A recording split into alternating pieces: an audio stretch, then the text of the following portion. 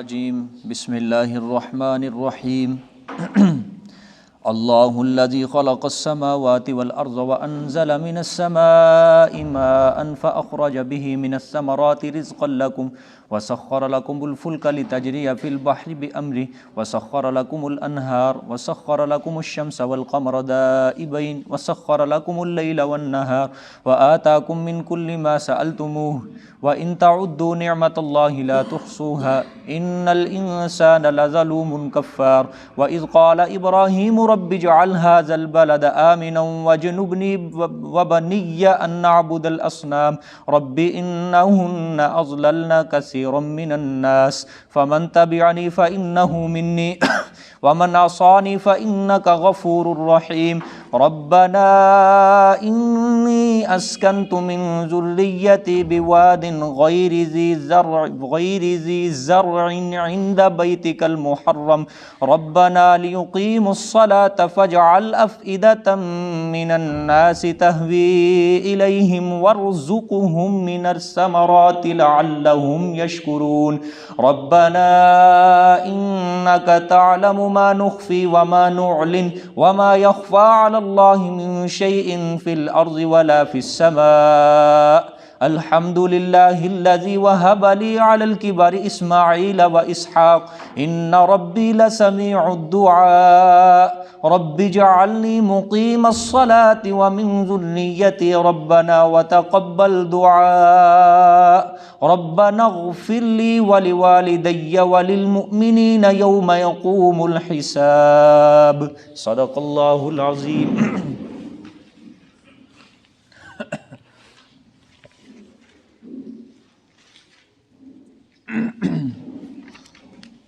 کل کے سبق میں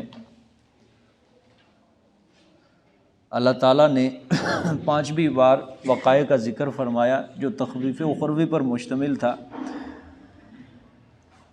اللہ نے فرمایا یہ مشرکین مکہ انہوں نے میری نعمت کو تبدیل کیا، یعنی شکر کرنے کے بجائے ناشکری کی، اور اپنی قوم کو بھی انہوں نے جہنم کے اندر اتار دیا، اور جہنم کا ٹھکانہ بڑا برا ٹھکانہ ہے۔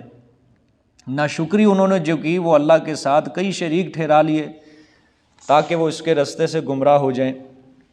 پھر اپنے پیغمبر صلی اللہ علیہ وآلہ وسلم کی زبان سے ایمان والوں کو تلقین فرمائی کہ جو ہیں ایمان لانے والے، جن کو پتہ ہے کہ یہ دنیا فانی ہے، سب کچھ ختم ہو جانا ہے، ہم نے بھی ختم ہو جانا ہے، ان ایمان والوں کو آپ نصیحت فرما دیجئے کہ قیامت سے پہلے جس میں کوئی خرید و فروخت نہیں ہے، جس میں کوئی دوستی نہیں ہوگی، اس سے پہلے نماز قائم کریں اور اللہ کے رستے میں اعلانیہ یا پوشیدہ خرچ کرتے رہیں۔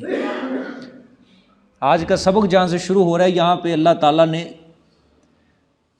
تیسری عقلی دلیل بیان فرمائی ہے۔ یہ تفصیلی عقلی دلیل ہوگی۔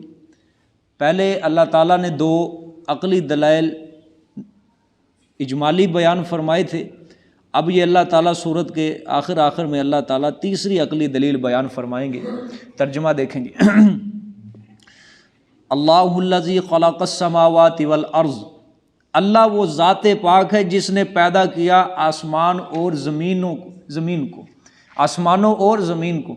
یہ اللہ تعالیٰ اس آیت میں 10 نعمتوں کو گنوائیں گے۔ کتنی نعمتوں کو؟ 10 نعمتوں کو، کیونکہ پیچھے نعمتوں کا ذکر ہے نا کہ اللہ تعالیٰ نے فرمایا انہوں نے میری نعمتوں کو نہ شکری کے اندر بدل دیا بجائے شکر گزاری کے۔ اب اللہ تعالیٰ اپنی 10 نعمتوں کو گنوائیں گے کہ یہ دیکھو میں نے اتنی بڑی نعمتیں میں نے ان کے لیے بنائی، ان کے نفع کے لیے بنائی، لیکن ان ظالموں نے پھر بھی میرے ساتھ غیر اللہ کو شریک کر دیا، غیروں کو شریک کر دیا، میری مخلوق کو شریک کر دیا، میرا شکر نہیں کیا انہوں نے۔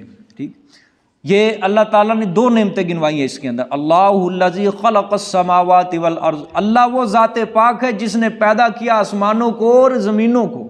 ٹھیک ہے، یعنی پہلی نعمت اللہ نے گنوائی، آسمان میں نے تمہارے لیے پیدا کیے، آسمان کو میں نے چھت بنا دیا تمہارے لیے، اور دوسری نعمت والارض، زمین کو بھی میں نے تمہارے لیے بنایا، یعنی زمین کو میں نے تمہارے لیے بچھونا بنا دیا کہ تم اس کے اوپر چلتے ہو، اس کے اوپر تم اپنے روانی رکھتے ہو، اس کے اوپر تم کھیتیاں بوتے ہو، یعنی یہ سارا میں نے اس چیز کے اندر میں نے زمین کو تمہارے لیے فرش بنا دیا کہ تم اس کے اوپر آباد ہو۔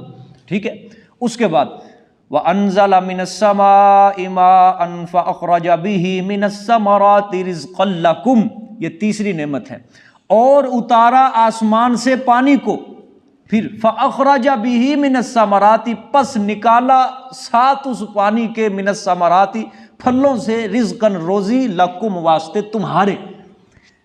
یہ جو ہے نا لکم، یہ لام جو ہے یہ نفع کا ہے، یعنی تمہارے نفع کے لیے۔ میرا کیا، مجھے تو اس چیز کا احتیاج نہیں ہے، مجھے تو آسمانوں کی ضرورت نہیں ہے، مجھے تو زمینوں کی ضرورت نہیں ہے، مجھے تو پانی کی ضرورت نہیں ہے، مجھے تو پھلوں کی روزی کی ضرورت نہیں ہے، یہ تو میں تمہارے لیے پیدا کر رہا ہوں، تمہارے نفع کے لیے، ٹھیک ہے۔ اس کے بعد یہ تیسری نعمت ہو گئی، ہاں، اور اس پانی کے ذریعے پھر اللہ نے آگے فرمایا وَسَخَّرَ لَكُمُ الْفُلْكَ لِتَجْرِيَ فِي الْبَحْرِ بِأَمْرِهِ، یہ چوتھی نعمت ہے۔ اور پھر اللہ نے فرمایا مسخر کیا واسطے تمہارے کشتیوں کو، کشتیوں کیا کیا، مسخر کیا، لِتَجْرِيَ کیوں، تاکہ چلیں وہ فی البحر سمندروں میں، بِأَمْرِ ساتھ اس اللہ کے حکم کے، ساتھ کس کے حکم کے، اللہ کے حکم کے۔ اللہ نے یہ چوتھی نعمت کو گنوایا کہ کشتیوں کو میں نے تمہارے لیے مسخر کر دیا ہے کہ وہ تم کو اللہ کے حکم سے ایک مقام سے دوسرے مقام تک منتقل کر دیتی ہے، ٹھیک ہے۔ آج کل تو ہوائی جہازوں کا سفر ہے نا، ٹھیک ہے، تو پہلے زمانے میں جب لمبے سفر کرنے ہوتے تھے، بحری سفر، یہ ہوائی جہاز کشتیوں کے ذریعے کیے جاتے تھے، بحری جہازوں کے ساتھ، ٹھیک ہے۔ اگر بڑا سامان لے کے جانا ہوتا تھا، زیادہ سامان منتقل کرنا مقصود ہوتا تو بحری جہاز ہوتے تھے بڑے بڑے، اس کے ذریعے سامان کو ایک ملک سے دوسرے ملک تک منتقل کیا جاتا تھا۔ اور اللہ نے فرمایا یہ کشتیاں جو ہیں یہ میرے حکم سے چلتی ہیں۔ ظاہری بات ہے بھئی پانی ہے، پانی کے آگے کیا چیز ٹھہر سکتی ہے؟ آج کل بحری جہازوں کے اندر کتنے ہزار لاکھوں ٹن سامان بحری جہازوں کے اندر لوڈ کیا جاتا ہے، ایک ملک سے دوسرے ملک تک کیا کیا جاتا ہے، اسے لوڈ کیا جاتا ہے، پہنچایا جاتا ہے۔ یہ سب کس کے حکم سے ہوتا ہے؟ اللہ کے حکم سے ہے نا۔ پانی کے اندر کیا طاقت ہے، ٹھیک ہے، یا انسان کے اندر کیا طاقت ہے کہ ایک پانی کے اوپر، چلتے پانی کے اوپر ایک چیز کو ٹکا سکے، وگرنہ انسان کوئی چل کے دکھائے پانی کے اوپر کبھی نہیں چل سکتا۔ عام چیز پانی کے اندر گرا کے دیکھو، پانی کے اوپر نہیں ٹک سکتی، وہ نیچے جائے گی سیدھی، لیکن ایک اتنا بڑا وزنی بحری جہاز، کشتی، اس کے اندر پھر انسان بیٹھے ہیں، مسافر بیٹھے ہیں، مشینری ہے، لوہا ہے سارے کا سارا، اور وہ اللہ کے حکم سے پانی کے اوپر وہ لے کے جا رہے ہیں سب کو۔ اور پھر جب اللہ کا حکم آ جائے پھر وہی بحری جہاز کو اللہ پھر غرق بھی کر دیتا ہے، ٹھیک ہے، اسی کو کیا کر دیتا ہے، اللہ غرق بھی کر دیتا ہے۔ لیکن یہ کس کے حکم سے چل رہا ہے یہ کام؟ اللہ کے حکم سے چل رہا ہے سارا۔ اللہ نے فرمایا، دیکھو نا شروع کے اندر دیکھو، وَسَخَّرَ لَكُمُ الْفُلْكَ، کشتیوں کو میں نے مسخر کیا ہے تمہارے لیے، میں نے، وجہ کیا ہے، ایک مقام سے دوسرے مقام تک تم سامان پہنچا دو، یا تم خود بحری سفر کر لو، پانی کا سفر کر لو، سمجھ آ گیا؟ اللہ اکبر۔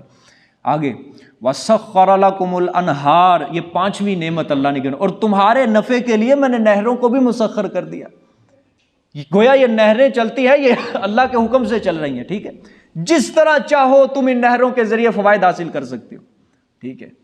سمندروں سے دریا نکلے، دریاؤں سے پھر نہریں نکلتی ہیں، نہروں سے پھر چھوٹی چھوٹی ندیاں نکلتی ہیں، جس کے ذریعے سے انسان اپنی کھیتیوں کو کیا کرتا ہے، آبپاشی کرتا ہے، سیراب کرتا ہے سارا۔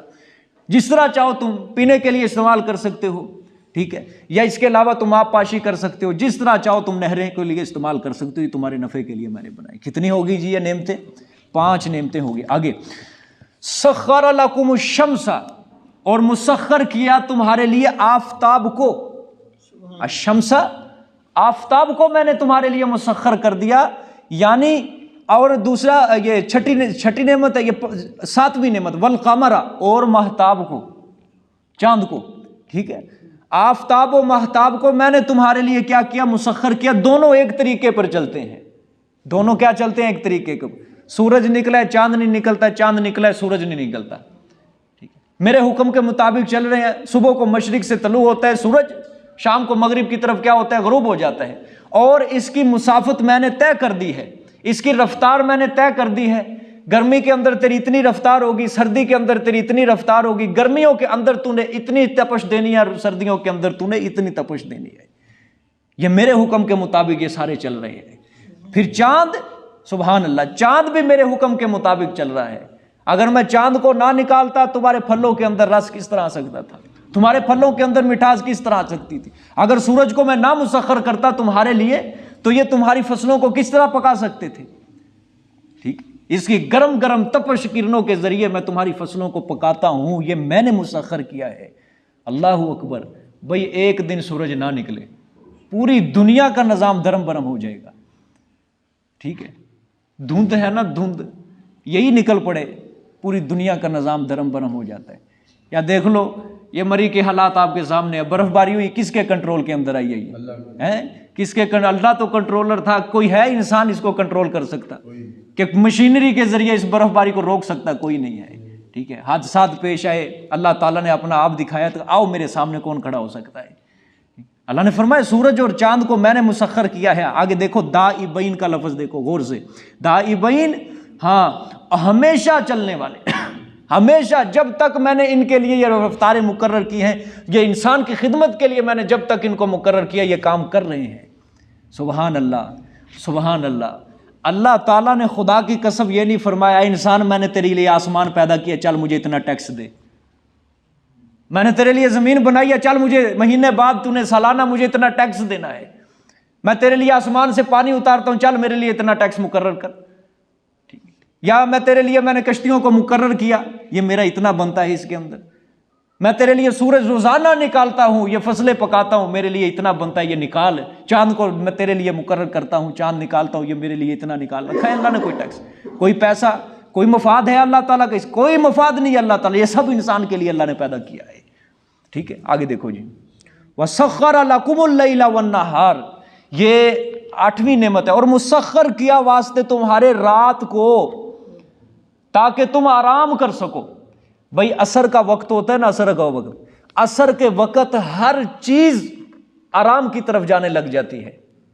انسان کا جسم جو ہے یہ بھی ایک اس کے انسان کے جسم کے جتنے اعضاء ہیں یہ آرام کی طرف جانے لگ جاتے ہیں۔ رات کا وقت جو شام کا وقت اللہ تعالیٰ نے بنایا ہی سکون کے لیے ہے، اطمینان کے لیے، تاکہ انسان اس کے اندر راحت حاصل کر سکے، سکون حاصل کر سکے، نیند حاصل کر سکے، اور صبح کو جب یہ اپنے کاروبار کے لیے نکلے تو تر و تازہ ہو کر نکلے۔ اگر رات نہ ہوتی تو یہ بھی نظام درم برم ہو جاتا۔ اچھا، 9ویں نعمت، اور دن کو تمہارے لیے میں نے کیا کیا؟ مسخر کیا ہے، ٹھیک ہے، تاکہ تم اپنا کاروبار کر سکو، تم اپنا کام کاج صحیح طریقے سے کام کاج کر سکو، سر انجام دے سکو۔ ٹھیک ہے، یہ کتنی نعمتیں ہوگی؟ 9 نعمتیں۔ آگے وَآتَاكُم مِّن كُلِّ مَا سَأَلْتُمُوهُ، اور میں نے دیا تم کو، اور عطا کیا میں نے تم کو ہر اس چیز سے جو سوال کیا تم نے مجھ سے۔ ٹھیک ہے، میں نے دیا تم کو ہر اس چیز سے جو تم نے مانگی مجھ سے، یعنی جو چیز بھی تم نے مجھ سے مانگی ہے اس کے علاوہ میں نے تم کو عطا کی ہے، وہ میں نے کبھی بھی تمہیں نہ نہیں کیا۔ اب یہاں پہ اشکال ہوتا ہے اللہ تعالیٰ نے کس طرح عطا کیا؟ ہم مثال کے طور پہ کبھی کوئی دعا مانگتے اللہ تعالیٰ تو ہمیں عطا نہیں کرتے۔ ٹھیک ہے، اس کا جواب یہ ہے، حدیث شریف کے اندر اس کا جواب ہے۔ اللہ تعالیٰ، آپ صلی اللہ علیہ وسلم نے فرمایا جب انسان دعا مانگتا ہے 3 چیزیں اس کے مقدر میں لکھ دی جاتی ہیں، یا تو فوراً اس کی دعا قبول کر کے اللہ تعالیٰ وہ چیز اس کو دے دیتے ہیں فوراً، یا دوسری چیز اللہ تعالیٰ اس چیز کے بدلے کوئی اور چیز اس کو نعم البدل دے دیتے ہیں، دوسری چیز۔ تیسری چیز اگر اللہ قبول نہ کرے وہ دعا اس کے لیے آخرت میں سنبھال کے رکھ دی جاتی ہے، آخرت کے لیے اس کی وہ دعا ذخیرہ بنا کے رکھ دی جاتی ہے، آخرت کے اندر اللہ تعالیٰ وہ دعا اس کے لیے مقدر، خیر کا مقدر بنائے گا۔ دوسری حدیث کے اندر آتا ہے کہ اللہ تعالیٰ قیامت والے دن ایک انسان کی بہت زیادہ نیکیاں ہوں گی، بہت زیادہ، انسان پریشان ہو جائے گا کہ یا اللہ میں نے تو دنیا کے اندر اتنی نیکیاں نہیں کی ہیں، یہ میری اتنے نیکیوں کے ڈھیر تو نے لگا دیے۔ اللہ نے فرمایا انسان نیکیاں تو تو نے نہیں کی لیکن تو نے دعائیں بڑی کی تھی، خیر کی دعائیں بڑی کی تھی، نیکیوں کی دعائیں تو نے بڑی کی تھی، وہ جو دعائیں تھیں وہ تیری دعائیں میں نے خود اپنے پاس سنبھال کے رکھی ہیں، وہ تیرے سامنے پڑی ہیں، اس کے بدلے میں تجھے جنت عنایت کرتا ہوں۔ دعا کو اللہ کبھی ضائع نہیں کرتے، یہ 10ویں نعمت کے طور پہ، اور جو بھی تم نے مجھ سے چیز مانگی ہے میں نے تمہیں عطا کی ہے، اگر دنیا کے اندر نہ مل سکی لیکن آخرت کے اندر تمہیں وہ چیز ضرور عطا کروں گا اس کے بدلے۔ سمجھ آ گئی بات؟ میں نے تم کو عطا کیا ہے۔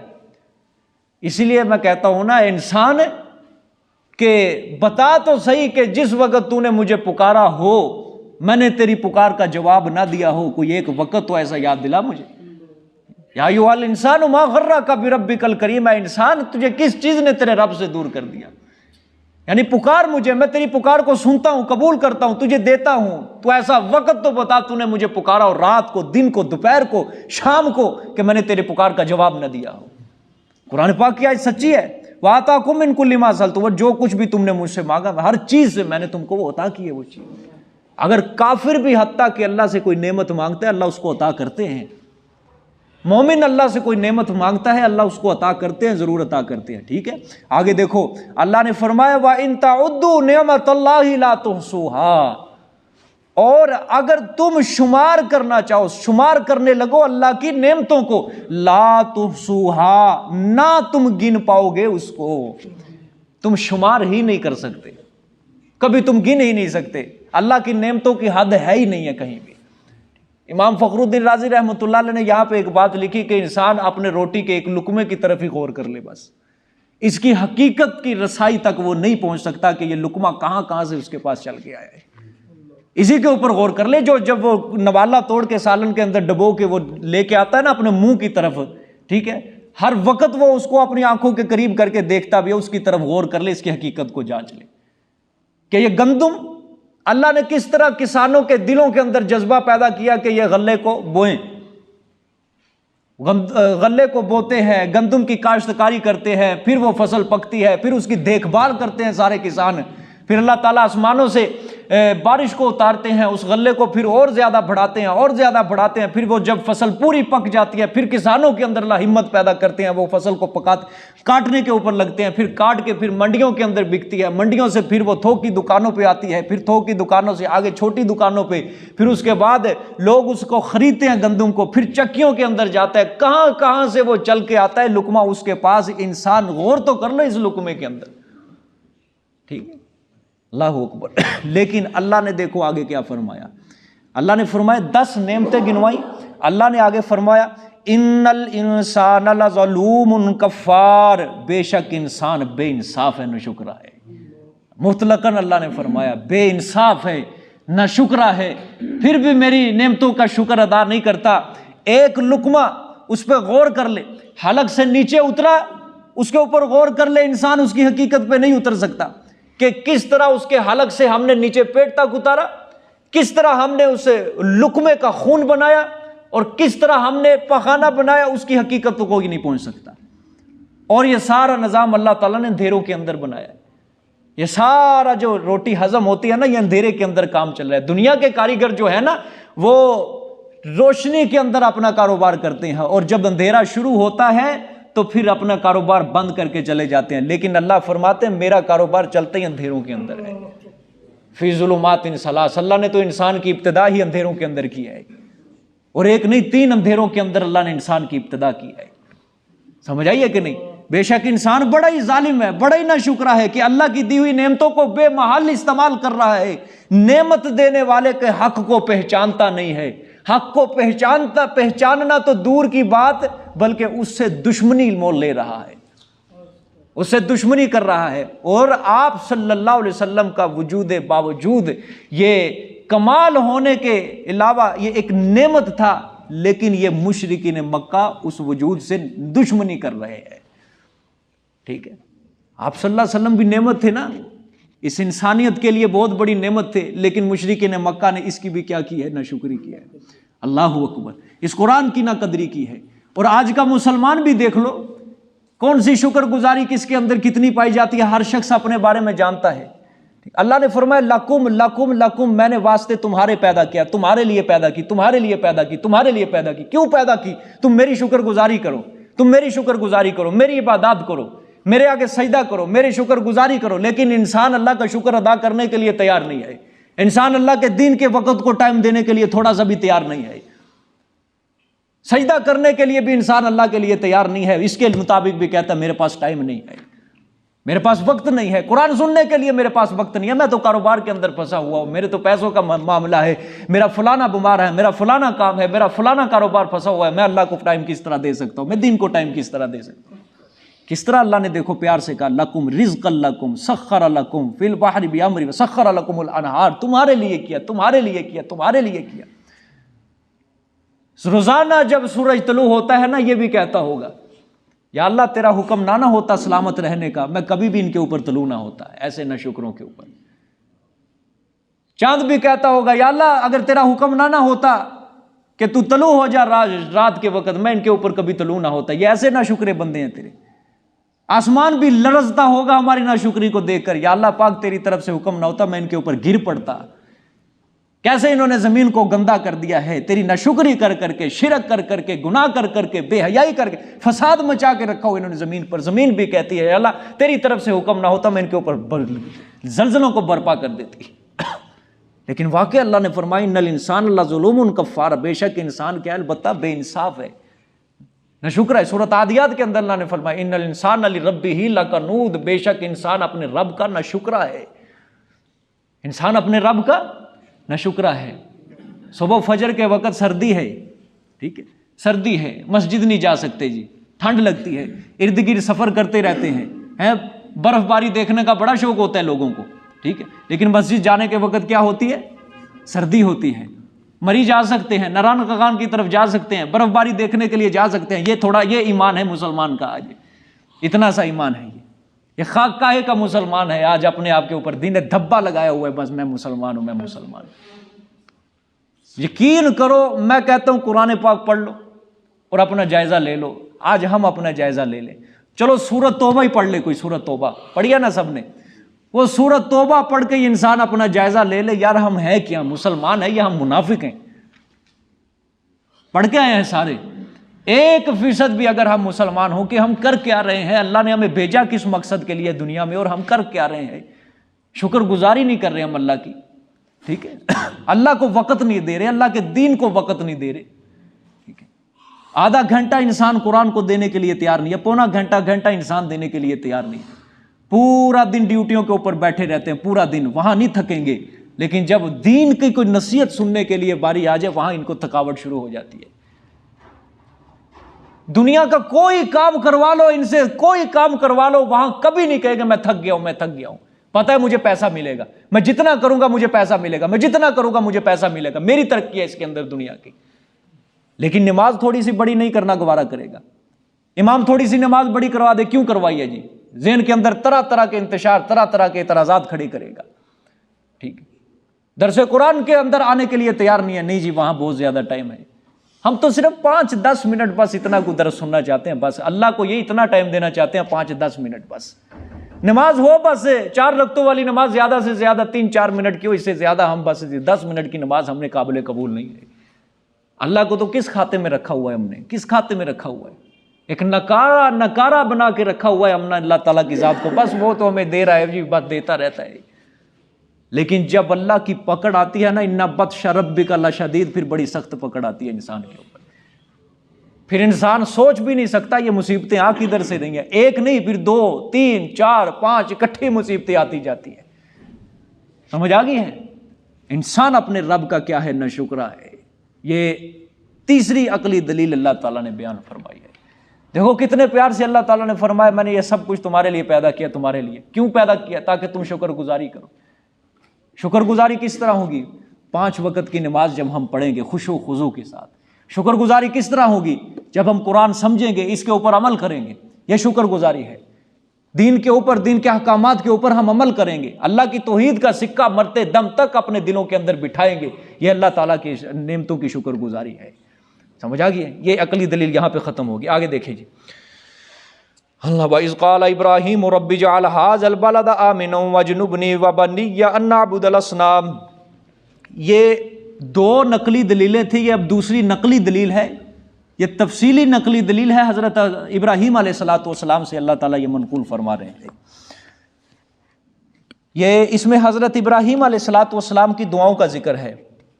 ترجمہ دیکھیں، وَإِذْ قَالَ إِبْرَاهِيمُ رَبِّ اجْعَلْ هَٰذَا الْبَلَدَ آمِنًا وَاجْنُبْنِي وَبَنِيَّ أَن نَّعْبُدَ الْأَصْنَامَ۔ خدا کی قسم دعائیں دیکھنا حضرت ابراہیم کی، کیسی کیسی جامع معنی دعائیں ہیں، اور کس بارے کے اندر حضرت نے دعائیں مانگی۔ اور جب کہ کہا حضرت ابراہیم علیہ السلام نے، اے میرے رب بنا دے تو اس شہر کو امن کا گہوارہ، کس شہر کو؟ مکہ مکرمہ کو امن کا گہوارہ۔ وَجْنُبْنِي وَبَنِيَّ، اور بچا تو مجھے بچا تو مجھے، وبنیہ اور خاص میری اولاد کو، خاص میری اولاد کو. ٹھیک ہے، یہاں سے لوگوں کو دھکا لگا ہے کہ حضرت ابراہیم نے جو دعا مانگی تھی قیامت تک آنے والے انسانوں کے لیے دعائیں مانگی تھی، بلکہ جو حضرت ابراہیم کی اپنی حقیقی اولاد تھی اس کے بارے میں یہ دعا ہے، میری اولاد کو. ہاں، کس سے بچا؟ ان نعبد الاصنام، یہ کہ ہم عبادت کریں بتوں کی، اصنام کی. ٹھیک ہے، یا اللہ بتوں کی عبادت سے بچا ہمیں. اصنام، یہ اصنام یہ صنم کی جمع ہے. ایک ہوتا ہے صنم، ایک ہوتا ہے وثن. ایک صنم ہوتا ہے، ایک ہوتا ہے وثن. ٹھیک ہے، اس کے اندر مفسرین نے فرق کیا. صنم اس کو کہا جاتا ہے کہ جس کی شکل، ہاتھ پیر پاؤں جس کو بنائے جائے وہ بت مراد ہوتا ہے، صنم اس کو کہا جاتا ہے. اور ایک ہوتا ہے وثن، جس کی شکل نہیں بنائی جاتی، بس اسی طرح اس کو پوجا جاتا ہے، جس طرح یہ صلیب ہے، یہ اسی زمرے کے اندر آتی ہے.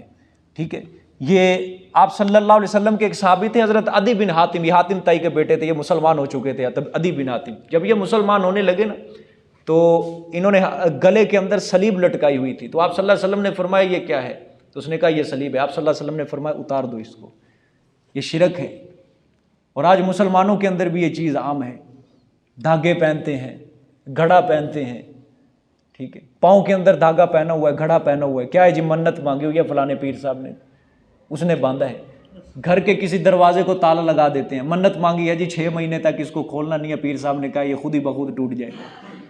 ہاتھ میں دھاگا پہناتے ہیں جی اب جب تک باندھا رہے گا تب تک تو آفتوں سے محفوظ رہے گا، اور جب اس کو کھول دے گا تجھے مصیبتیں پہنچ جائیں گی. یہ شرک ہے سارا. اسی طرح یہ انگوٹھیاں لوگ پہنتے ہیں اور اس کے اندر فلانا پتھر ہے جی وہ گردے سے پتھری نکال دیتا ہے، فلانا پتھر ہے جی وہ فلانا کام کرتا ہے، فلانا پتھر ہے اس سے فلانی بیماری نہیں لگتی. یہ سب شرک ہے. ایک بے جان پتھر کے اندر یہ کوئی چیز معنی نہیں رکھتی کہ وہ کسی انسان کو کسی آفت سے یا کسی مصیبت سے بچا سکے، یا کوئی خوشی اس کے خیر مقدر کے اندر بنائے. یہ پتھر کے اندر طاقت نہیں، دھاگے کے اندر طاقت نہیں ہے. ٹھیک ہے، کسی ڈوری کے اندر یہ طاقت نہیں ہے، سب فضول ہے. سمجھ آ گئی ہے؟ اسی طرح لوگ انگوٹھیاں پہنتے ہیں نا، انگوٹھی پہننا لوگوں نے سمجھا ہوا یہ سنت ہے. یہ سنت بھی نہیں ہے، یہ سنت بھی نہیں ہے. یاد رکھنا آپ صلی اللہ علیہ وسلم نے جو پہنی تھی وہ ضرورت کے پیش نظر پہنی تھی. پہنی کس لیے تھی؟ اسٹیمپ کے لیے. بادشاہوں کو آپ صلی اللہ، اور پہنی بھی کس وقت تھی؟ مدینہ منورہ کے اندر آ کے جب صلح حدیبیہ ہوئی تھی، صلح حدیبیہ کے غالباً بعد آپ صلی اللہ علیہ وسلم نے انگوٹھی پہنی، کیونکہ صلح حدیبیہ جو اس کا بڑا اثر ہوا تھا. یہ صلح حدیبیہ جو مشرکین مکہ کے ساتھ ہوئی تھی نا، یہ ایک طرف مسلمانوں کا خطرہ ٹل چکا تھا کہ 10 سال تک جنگ موقوف رہے گی، نہ تم ہمارے ساتھ جنگ کرو گے نہ ہم. اس کے بعد آپ صلی اللہ علیہ وسلم نے ایک سلسلہ شروع فرمایا. جو ارد گرد کے ملکوں والے بادشاہ تھے ان کو خط لکھ کے بھیجتے تھے اور مہر کے اوپر لکھا تھا محمد الرسول اللہ. وہ اسٹیمپ کے لیے آپ صلی اللہ علیہ وسلم نے بنائی تھی وہ انگوٹھی، ایک ضرورت کے پیش نظر بنائی تھی. ٹھیک ہے، اس لیے آپ صلی اللہ علیہ وسلم نے پہنی، وگرنہ یہ انگوٹھی پہننا سنت نہیں ہے. یاد رکھنا وہ صرف ضرورت کے پیش نظر تھی. اگر انسان مجھ سے محبت کے اندر پہن لے جی آپ صلی اللہ علیہ وسلم نے پہنی تھی، ٹھیک ہے وہ پہن سکتا ہے، لیکن یہ یاد رکھنا سنت نہیں ہے یہ تھی. ٹھیک ہے، اور انگوٹھیوں کے اندر جو چیزیں پہنی جاتی ہیں یہ پتھر، اس کے اندر کوئی طاقت نہیں ہے، یہ غلط ہے سارا. یہ لوگوں کی اپنی بنائی ہوئی باتیں ہیں، قرآن اور حدیث سے اس کا کوئی تعلق نہیں ہے کہ دھاگے کے ذریعے یا پتھر کے ذریعے کوئی انسان آفتوں سے محفوظ رہ سکے. سب کا سب جھوٹ ہے. کوئی ایک حدیث کوئی انسان پیش کر دے میرے سامنے کہ آپ صلی اللہ علیہ وسلم نے فرمایا فلانے پتھر کے اندر یہ طاقت، دھاگا باندھا کرو یا گھڑے پہنا کرو، سب فضول ہے یہ کام. کوئی انسان اس نظریے سے پہنے گا کہ یہ دھاگا مجھے بچا رہا ہے، مجھے فلانی آفت سے محفوظ کرے گا، فلانی منت مانگی، وہ یاد رکھنا شرک ہے. حضرت عبداللہ ابن مسعود رضی اللہ تعالیٰ عنہ، نام سنا ہے، آپ صلی اللہ علیہ وسلم کے صحابی ہیں، خادم بھی ہیں اور جلیل القدر صحابی ہیں اور فقیہ تھے. یہ کوفہ کے اندر حضرت عمر رضی اللہ تعالیٰ عنہ نے ان کو قاضی بنا کر بھیجا تھا، اور جن کے بارے حضرت عمر رضی اللہ تعالیٰ عنہ فرمایا کرتے تھے مجھے عبداللہ ابن مسعود کے علم کی ضرورت ہے. ایسے بڑے عالم تھے یہ حضرت عبداللہ ابن مسعود رضی اللہ تعالیٰ عنہ. یہ مسلمان بھی عجیب طریقے سے ہوئے تھے. آپ صلی اللہ علیہ وسلم حضرت صدیق اکبر رضی اللہ تعالیٰ عنہ کے ساتھ سفر کر رہے تھے کسی جگہ پہ. ان کی بکری کے آپ صلی اللہ علیہ وسلم نے فرمایا تیری کوئی بکری دودھ دیتی ہے؟ انہوں نے کہا نہیں کوئی نہیں دیتی. آپ صلی اللہ علیہ وسلم نے فرمایا کوئی اپنی ایسی بکری لے جو دودھ دیتی نہیں ہے اس کو لے کے. آپ صلی اللہ علیہ وسلم لے کے آئے اس کے سامنے. حضرت عبداللہ ابن مسعود ہاتھ لگایا، بکری کے تھن فوراً دودھ سے بھر گئے. یہ معجزہ دیکھ کر مسلمان ہو گئے. سبحان اللہ. خیر حضرت عبداللہ ابن مسعود رضی اللہ تعالیٰ عنہ ایک بار اپنے گھر آئے تو ان کی بیوی نے اپنے گلے کے اندر دھاگا پہنا ہوا تھا. بیوی سے پوچھا یہ دھاگا کس لیے پہنا ہے؟ ان کی بیوی نے عرض کی کہ حضرت یہ دھاگا مجھے فلانی بوڑھیا جو ہے وہ دم کر کے دے کے گئی ہے، میں نے اس لیے پہنا ہے، بخار چڑھا ہوا تھا. حضرت عبداللہ ابن مسعود نے فرمایا اپنا دھاگا اتار دے.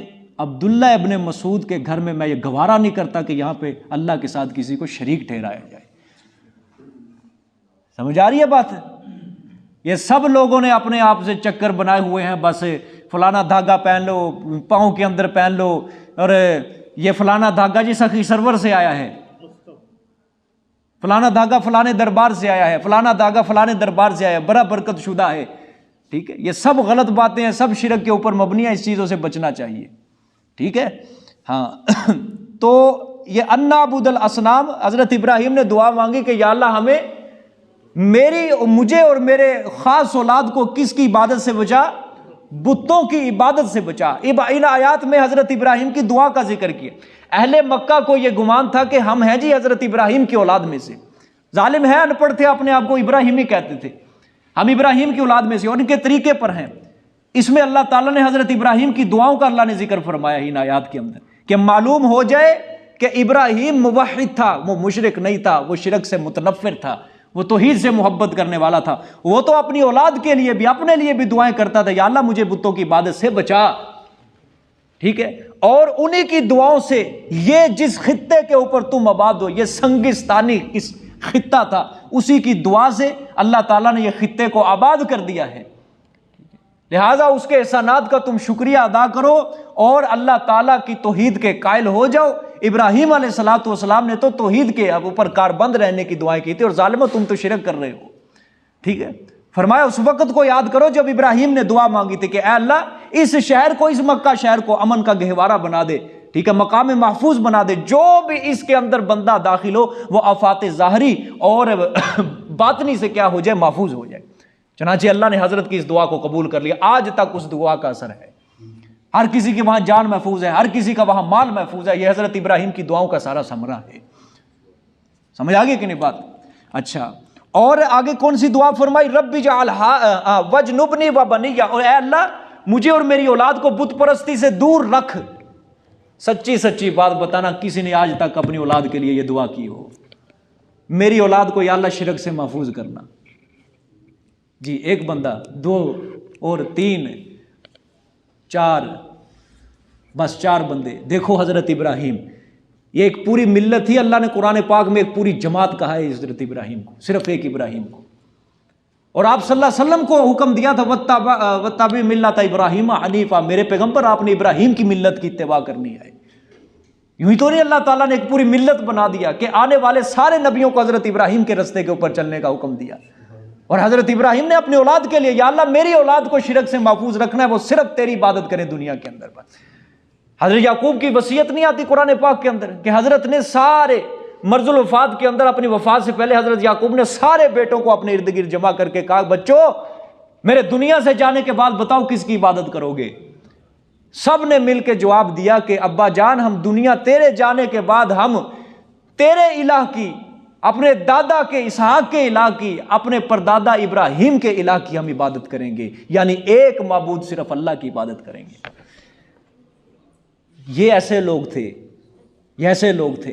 ان کے نزدیک دنیا کچھ نہیں تھی، ان کے نزدیک مال پیسہ کچھ معنی نہیں رکھتا تھا. ان کے نزدیک اگر دولت تھی تو صرف اللہ کی توحید بس، کہ میرے بچوں دنیا کے اندر اگر رہنا ہے تو توحید کے اوپر کاربند رہنا، بس یہی تمہارے لیے دولت ہے سب. ٹھیک ہے، حضرت نے فرمایا اللہ میری اور مجھے اور میری اولاد کو بچا بتوں کی عبادت سے. ٹھیک ہے، آگے دیکھو رب انہن اضللن کثیرا من الناس، ہاں اے میرے رب بے شک انہوں نے گمراہ کیا بہت سے لوگوں کو. کنہوں نے؟ بتوں نے. اشکال پیدا ہوتا ہے بتوں نے کس طرح گمراہ کر دیا؟ بت گمراہ نہیں کرتے، لیکن بت جو ہیں وہ گمراہی کا سبب بنتے ہیں. یعنی حضرت کہنا چاہتے ہیں ان کی پکار نے بہت سے لوگوں کو کیا کر دیا ہے؟ گمراہ کر دیا. لوگوں نے ان کو پکارا غائبانہ حاجات میں، مشکلات میں، ان کی پکار نے کیا کر دیا ہے؟ لوگوں کو گمراہ کر دیا ہے، بہت سے لوگوں کو. ٹھیک ہے، اچھا جی، یہ یہاں پہ ایک اور بات سمجھے، یہ قریش مکہ کا، اب قریش مکہ یہ بھی واقعتاً حضرت ابراہیم کی اولاد میں سے تھے. ٹھیک ہے، حضرت کے دو بیٹے تھے نا، اسماعیل اور اسحاق. اسحاق کی اولاد سے یہ سارے فلسطینی، یورپ، امریکہ، برطانیہ، یہ سارے حضرت اسحاق کی اولاد میں سے ہیں یہ. اور حضرت اسماعیل کی اولاد میں سے یہ سارے عرب ممالک جتنے بھی ہیں یہ سارے حضرت اسماعیل کی اولاد میں سے ہیں. گویا یہ چچا زاد بھائی ہیں آپس کے اندر دونوں. ٹھیک ہے.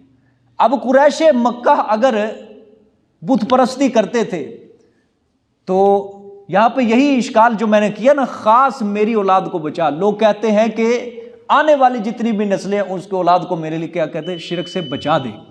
ٹھیک ہے. اب یہ اشکال ختم ہو جاتا ہے. اشکال پھر یہی پیدا ہوتا ہے کہ حضرت ابراہیم کی اس کا مطلب اللہ نے دعا کو قبول نہیں کیا. محققین کہتے ہیں حضرت نے جو دعا مانگی تھی نا وہ صرف اپنی حقیقی اولاد کے بارے میں دعا مانگی تھی، آنے والی نسلوں کے لیے دعا نہیں مانگی تھی. اس سے حضرت ابراہیم کی تنقیص ہی لازم نہیں آتی اس کے اندر. ٹھیک ہے. آگے دیکھیں. اللہ اکبر. فمن تبعنی فانہ منی ومن عصانی فانک غفور الرحیم. پس جس نے میری اتباع کی، میری تابعداری کی، فانہ منی، پس وہ مجھ سے ہے. سبحان اللہ. یہ قریش کو منہ توڑ جواب دیا ہے اللہ تعالیٰ نے. تم کہتے ہو ہم ابراہیمی ہیں. ابراہیم تو موحد تھا. جو ابراہیم تو خود کہتا تھا کہ جس نے میری اتباع کی، میرے راستے کے اوپر چلا، وہ مجھ سے ہوگا، وہ ابراہیمی ہوگا. ٹھیک ہے. ہاں. ومن عصانی، اور جس نے میری نافرمانی کی، فانک غفور الرحیم، پس بے شک تو بخشنے والا، رحم کرنے والا ہے.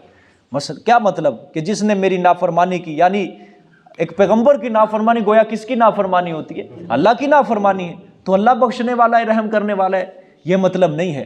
مطلب یہ ہے کافر اور مشرک کو تو اللہ کبھی نہیں بخشے گا. یہ تو اللہ نے قانون بنا دیا. ایک اللہ نے بتا دیا قرآن میں، انہ من یشرک باللہ فقد حرم اللہ علیہ الجنہ. جس نے اللہ کے ساتھ کسی کو شریک کیا اس کے اوپر جنت حرام ہے. ومأواہ النار، اس کا ٹھکانہ جہنم ہے، آگ ہے اس کا ٹھکانہ. ٹھیک. فإنک غفور الرحیم. حضرت فرمانا چاہتے ہیں جس نے میری نافرمانی کی اور بعد میں اے اللہ تو اس کو توبہ کی توفیق دے دے، اگر وہ توبہ کر لے اپنے شرک سے، اپنے کفر سے، اپنے گناہ سے، یا اللہ فإنک غفور الرحیم، بے شک تو بخشنے والا، تو رحم کرنے والا ہے. یہ مطلب ہے. ٹھیک ہے. آگے. ربنا انی اسکنت من ذریتی بواد غیر ذی زرع عند بیتک المحرم. یہ حضرت ابراہیم کی دعا، یہ سمجھ لو. حضرت ابراہیم علیہ الصلوۃ والسلام یہ اللہ کے بڑے جلیل القدر پیغمبر تھے. بڑے بڑے امتحانوں سے اللہ نے ان کو گزارا ہے، بڑے بڑے امتحانوں کی بھٹیوں سے، امتحان کے اوپر امتحان، امتحان کے سخت امتحان. پہلا امتحان اگر سخت ہے، دوسرا اس سے بھی سخت، تیسرا اس سے بھی سخت ہے. ٹھیک ہے. اللہ نے قرآن کے اندر فرمایا سورۃ بقرہ میں، وَإِذِ ابْتَلَىٰ إِبْرَاهِيمَ رَبُّهُ بِكَلِمَاتٍ فَأَتَمَّهُنَّ.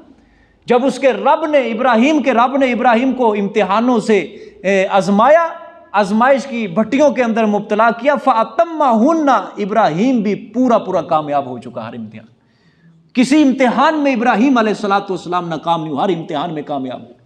اب ذرا غور کرو، اللہ تعالیٰ نے نبوت اور رسالت سے سرفراز کیا. سب سے پہلے کس کو عبادت، کس کو تبلیغ کی؟ بابا کو تبلیغ کی. باپ نے آگے سے کیا دھمکی دی؟ اگر تو نے میرے بتوں کی خلاف ورزی نہ چھوڑی، خلاف ورزی کرتا رہا، میں تجھے اپنے گھر سے نکال دوں گا، سنسار کر دوں گا. پہلے باپ کو چھوڑا، گھر کو چھوڑا، محلے میں تبلیغ کی، محلے کو بھی چھوڑا. پھر اس کے بعد اللہ تعالیٰ کی خاطر ایک پورے بادشاہ وقت کا نمرود جس نے خدائی کا دعویٰ کیا، اس سے ٹکر لی ابراہیم علیہ الصلوۃ والسلام. اللہ تعالیٰ کی توحید کی خاطر آگ کے سمندر کے اندر بھی کود پڑا ہوا، اس کے اندر بھی کامیاب. پھر اللہ نے حکم دیا کہ اپنا وطن چھوڑ دے. وطن چھوڑ دیا، عراق سے چلے مصر آئے. مصر کے اندر آئے، مصر کے شاہ مصر نے حضرت حاجرہ علیہ الصلوۃ والسلام کو، حضرت ابراہیم کو کیا کیا؟ تحفۃ ہدیہ کر دیا. وہاں سے چلے پھر مکہ مکرمہ میں آئے.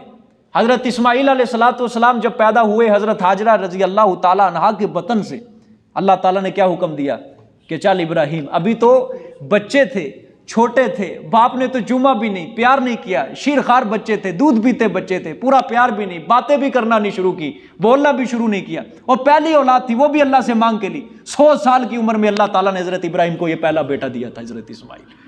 100 سال کی عمر. ربی حب لی من الصالحین دعائیں کیا کرتے ہیں، اللہ مجھے نیک صالح بیٹا عطا فرما.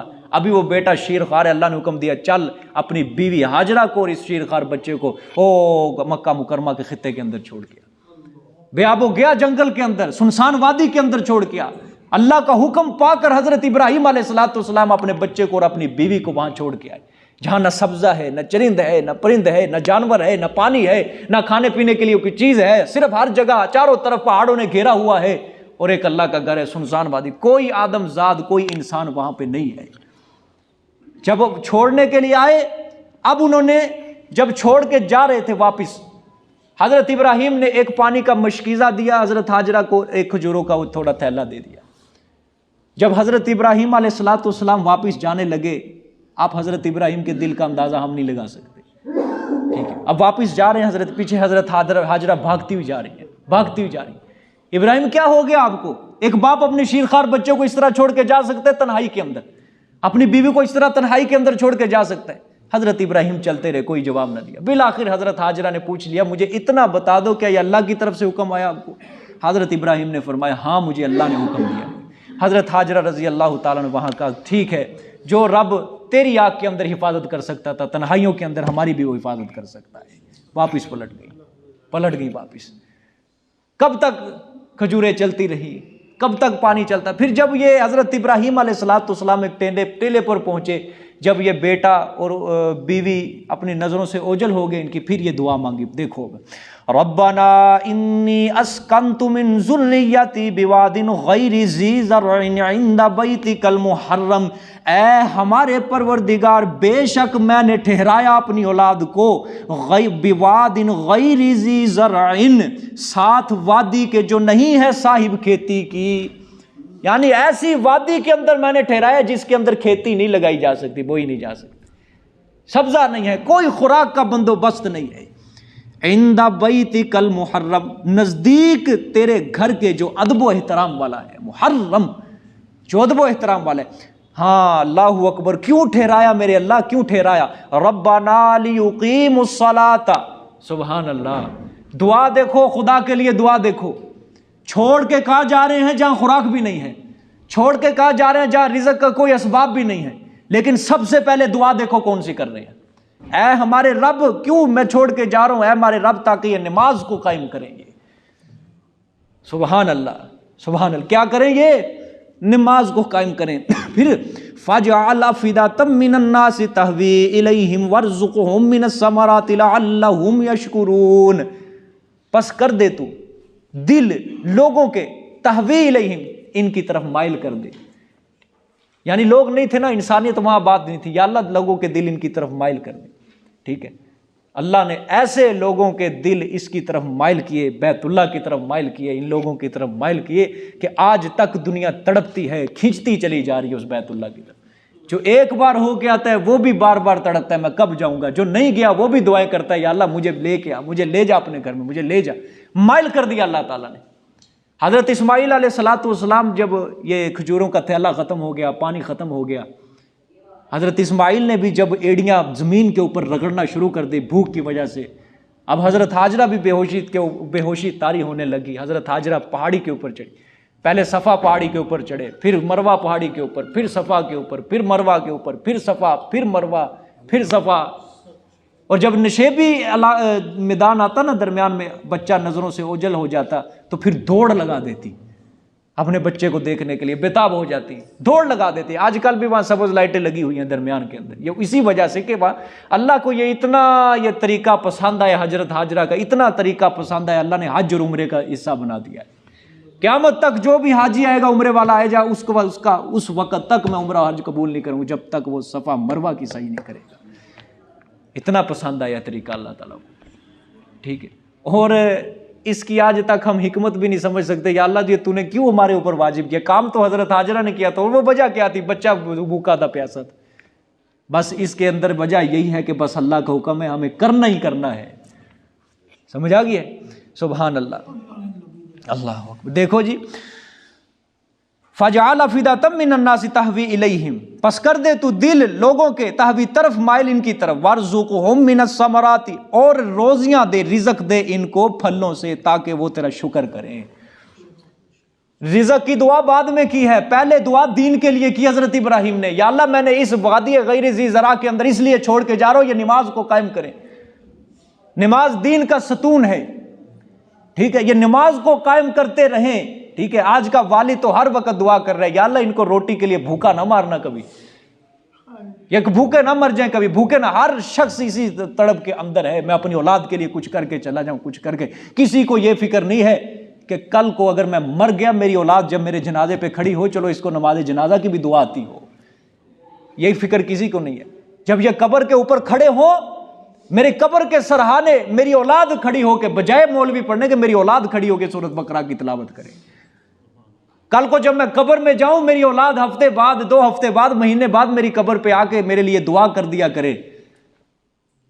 یہ کسی کو فکر نہیں ہے، فکر صرف مال کی ہے، پیسے کی. اور دیکھ لو جن لوگوں نے اپنی اولاد کے لیے مال پیسہ بنایا ہے نا، جب سے والد مرا ہے ایک بار بھی قبر کے اوپر گئے ہوں تو مجھے بتاؤ. دین نہیں نہ سکھایا ان کے دلوں کے اندر، دین نہیں بٹھایا اس والد نے، دین نہیں سکھایا، اس کے بھیجا ہی نہیں کبھی مدرسے کی طرف. متنفر کیا مسجد سے، متنفر کیا نماز سے، متنفر کیا مولویوں سے، دور رکھا، قرآن سے دور رکھا. اور پھر ایسا وقت آیا جب مرا، اس کی حقیقی اولاد بھی اس کو غسل دینے کے لیے ڈرتی ہے. اس کی حقیقی اولاد بھی اس کے نماز جنازہ کے اوپر 6 نوجوان ہٹے کٹے کھڑے ہیں، لیکن نماز جنازہ کی دعا کسی کو نہیں آتی ہوگی. اپنے باپ کی بخشش کے لیے ہٹے کٹے نوجوان ہیں، اپنے باپ کو قبر میں اتارنے سے ڈرتے ہیں. ہٹے کٹے نوجوان ہیں، باپ پوری زندگی کما کے دے گیا، دولت کما کے دے گیا، لیکن قبر پہ جانا گوارا نہیں کرتے. وہ دنیا یہی سکھاتی ہے، یاد رکھنا، دنیا یہی سکھاتی ہے، دنیا یہی سکھاتی ہے. اللہ سے دور رہو، قرآن سے دور رہو، نماز سے دور رہو، حقوق العباد سے دور رہو، نیکیوں سے دور رہو. خدا کے لیے نظریہ ابراہیمی بناؤ اپنا. خدا کی قسم آپ غور تو کرو، غور تو کرو. اگر ہم ہوتے نا، ہم ہوتے ابراہیم کی جگہ، ہم ہوتے، ہم یہی دعا کرتے، یا اللہ بھوکے نہ مار دیے انہوں کے، بھوکا نہ مار دی، تیرے ہی آسرے چھڈ کے جا رہے ہیں. اور یقین کرو یہی دعا کرتے. خدا کی قسم قربان جو ابراہیم کے جذبے کے اوپر کہ ایک تنہائی کے اندر بیوی کو اور اپنے شیرخوار بچے کو چھوڑ سب سے پہلے دعا کر رہے ہیں، یا اللہ میں اس لیے چھوڑ کے جا رہا ہوں، یہ نماز کو قائم کرے، نماز کو قائم کرے. حضرت ابراہیم اور نبیوں کے قریب نماز اتنا اعلیٰ درجہ رکھتی ہے کہ اپنی اولاد کے لیے یہ دعا کرے، یا اللہ نماز قائم کرے. سبحان اللہ، ابراہیمی نظریہ بنا. خدا روزی کی دعا کی لیکن بعد میں کی. اور وہ کیوں کی؟ یا اللہ پھلوں سے رزق دے، جب یہ تیرا دیا ہوا رزق کھائیں گے ان کے اندر تیری اطاعت کرنے کی طاقت آئے گی، قوت آئے گی. کیوں؟ لعلہم یشکرون، تاکہ یہ شکر کریں، اور زیادہ شکر کریں، اور زیادہ شکر کریں. سبحان اللہ. آگے دیکھو جی، ربنا انک، سبحان اللہ، یہ دعا بھی حضرت ابراہیم کی قبول ہوئی پھلوں کی. اور آج دیکھ لو پوری دنیا کے پھل وہاں پہ موجود ہیں مکہ مکرمہ کے اندر. اب پاکستان سے جا رہا ہے، افغانستان سے جا رہا ہے، ایران سے جا رہا ہے، ہر ملک سے وہاں پہ پھل جا رہا ہے. بے موسمی پھل بھی وہاں پہ مل جاتے ہیں. یہ سارا حضرت ابراہیم کی دعاؤں کا نتیجہ ہے آج. ٹھیک ہے آگے، ربنا انک تعلم ما نخفی وما نعلن. سبحان اللہ، اے ہمارے رب بے شک تو جانتا ہے جو کچھ ہم چھپاتے ہیں اور جو کچھ ہم اعلانیہ کرتے ہیں. یہ کون سی صفت کا تذکرہ ہے جی؟ عالم الغیب کا تذکرہ. یہ وہی ربط مل گیا کہ دیکھ لو یوسف کی، تم یوسف کو بھی پتہ لگا چکے ہو کہ جیل میں اللہ کی توحید بیان کی، رات فرشتے بھی ہر وقت اللہ کی تسبیح بیان کر رہے ہیں، پاکی بیان کر رہے ہیں. ابراہیم کا حال بھی دیکھ لو کہ اپنی بیوی کو اور شیرخوار بچے کو چھوڑ کے جا رہا ہے اور اللہ کی توحید کے نغمے گا رہا ہے وہ اپنی زبان. ٹھیک، اے ہمارے رب بے شک تو جانتا ہے کہ جو کچھ ہم چھپاتے ہیں جو کچھ ہم ظاہر کرتے ہیں، اور نہیں چھپی اوپر اللہ کے کوئی چیز فی الارض، زمین میں، ولا فی السماء، اور نہ ہی آسمانوں میں. اب یہ غور سے سمجھنا، حضرت کہنا کیا چاہتے ہیں؟ حضرت کہنا چاہتے ہیں یا اللہ جو ہم زبان سے ظاہر کرتے ہیں اپنی حاجت کو تو اس کو بھی جانتے ہیں، جو دل میں چھپاتے ہیں وہ تو اس کو بھی جانتا ہے. ٹھیک ہے، یا اللہ یہ جو عرض اور معروض کیا ہے نا میں نے کہ میں وادی غیر ذی زرع کے اندر چھوڑ کے جا رہا ہوں تاکہ یہ نماز قائم کریں، تو لوگوں کے دل ان کی طرف مائل کر دے، یا اللہ تو ان کو رزق دے پھلوں سے. یہ جو عرض اور معروض کیا ہے یہ بحق عبودیت اور حاجت ہے. یہ میں آپ کو اطلاع نہیں دے رہا، مجھے جس چیز کی، میری اولاد کو جس چیز کی ضرورت ہے یا اللہ تو بھی جانتا ہے. مجھے جس چیز کی ضرورت ہے، میری اولاد کو جس، یا اللہ تو بھی جانتا ہے. میں تیری اطلاع کے لیے یہ چیزیں نہیں کہ ذکر کر رہا کہ تجھے خبر ہو جائے کہ یا اللہ ان کو ان کی چیز کی ضرورت ہے. ٹھیک ہے، یا اللہ ہمارا سارا ظاہر اور باطن تو جانتا ہے. ہم جو کچھ چھپائیں تو اس کو بھی جانتا ہے، جو ظاہر کرے تو اس کو بھی جانتا ہے. آپ کو پتہ ہے کہ اس وادی ذی زرع کے اندر میں نے اپنی اولاد کو جو بسایا ہے میری نیت کیا ہے، آپ اس نیت سے اچھی طرح واقف ہیں. ٹھیک ہے، آگے دیکھیں گے. الحمدللہ الذی، اچھا دیکھو دعائیں چل رہی ہیں نا. حضرت ابراہیم علیہ الصلوۃ والسلام نے اللہ کی رحمت کو پہلے کیا کہ جوش دلایا. اب یہ اس کے اندر یا اللہ تو جانتا ہے، اب اور جوش دلایا.